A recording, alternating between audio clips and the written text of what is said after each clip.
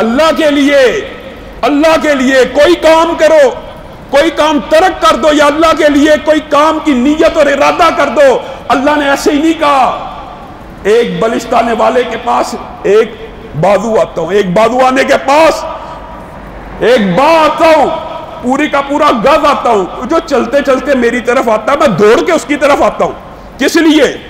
اور لوگوں اگر اللہ کے لیے ہم اللہ کے لیے کوئی چھوٹا سا کام بھی کر لینا، کئی مرتبہ اللہ کو بڑا پسند آتا ہے، اللہ اس کے اندر ایسی برکت ڈالتا ہے۔ اور یہ واقعات متعدد ہے۔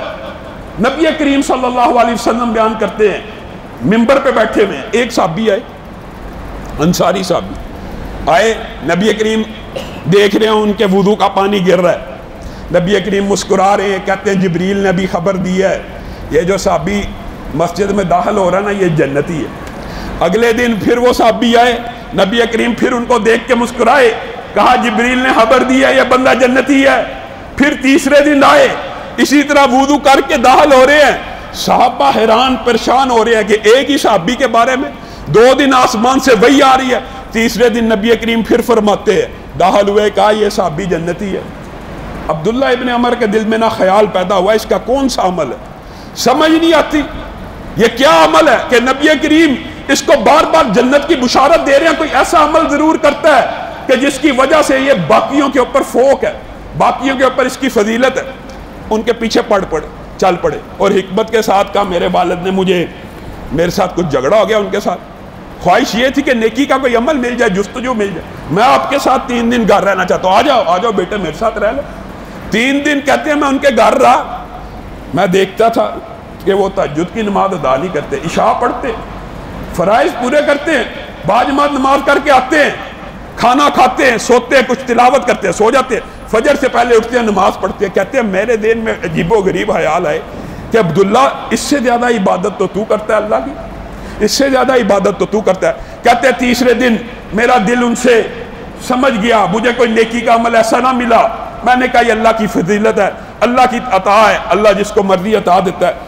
میں نکل گیا، لیکن کہتے ہیں میرے ذہن میں آیا میں پوچھوں تو صحیح، شاید کوئی پوشیدہ اور خفیہ عمل ایسا ہو۔ کہا میں اس لیے آیا تھا، میں نے آپ سے یہ بات جان بوجھ کے کی تھی، میں آپ کا نیکی کا عمل جاننا چاہتا تھا۔ نبی کریم صلی اللہ علیہ وسلم نے جنت کی بشارت دی، مجھے جنت کی بشارت دی ہے، خوش ہو گئے۔ کہا مجھے اپنی نیکی یاد نہیں، لیکن تو نے مجھے خبر دی ہے جنت کی بشارت کی، تو میرے دل میں یہ بات آئی ہے شاید یہ میرے اس عمل کی وجہ سے ہو۔ کس عمل کی وجہ سے؟ کہا میں جب لوگوں کو امیر دیکھتا ہوں، جب میں لوگوں کو تونگر دیکھتا ہوں، جب میں لوگوں کو مالدار دیکھتا ہوں، میں اپنے دل میں حسد پیدا نہیں کرتا۔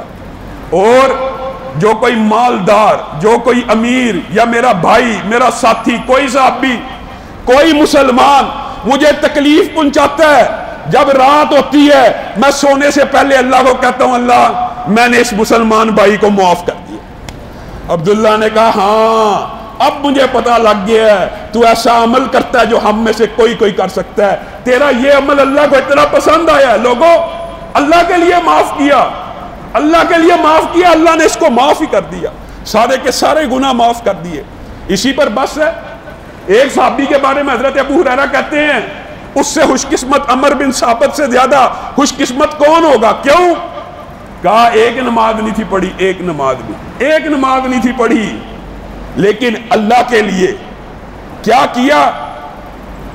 نبی کریم نے جب اعلان کیا نا غزوہ احد کا واقعہ لمبا چوڑا مختصر کر کے بتاتا ہوں، کہا واقعی اللہ کے رسول واقعی غزوہ احد میں جو شامل ہوگا شہید ہوگا اس کو جنت مل جائے گی؟ ابھی اسلام قبول نہیں کیا تھا، صرف پوچھ رہا ہے واقعی ایسا ہوتا ہے؟ آقا آپ یہ جو باتیں کرتے ہیں سچ ہے؟ ہاں میں تجھے گارنٹی دیتا ہوں عمر، اگر تو کلمہ کو مسلمان بن جائے گا، میدان میں جنگ کرے گا، اگر تو شہید ہو گیا میں تجھے براہ راست جنت کی بشارت دیتا ہوں۔ پھر اس نے یہ نہیں دیکھا ابھی ایک اذان زندگی میں، ایک نماز زندگی میں نصیب نہیں ہوئی، غزوہ احد میں جنگ کی شہید ہو گئے۔ نبی کریم صلی اللہ علیہ وسلم کا مقدمہ لایا گیا، انہوں نے ایک نماز نہیں پڑھی، اور نبی کریم نے کہا بھی خون کا پہلا قطرہ زمین پہ نہیں تھا گرا، آسمان میں جنت میں اس کے لیے دروازوں کو کھول دیا گیا۔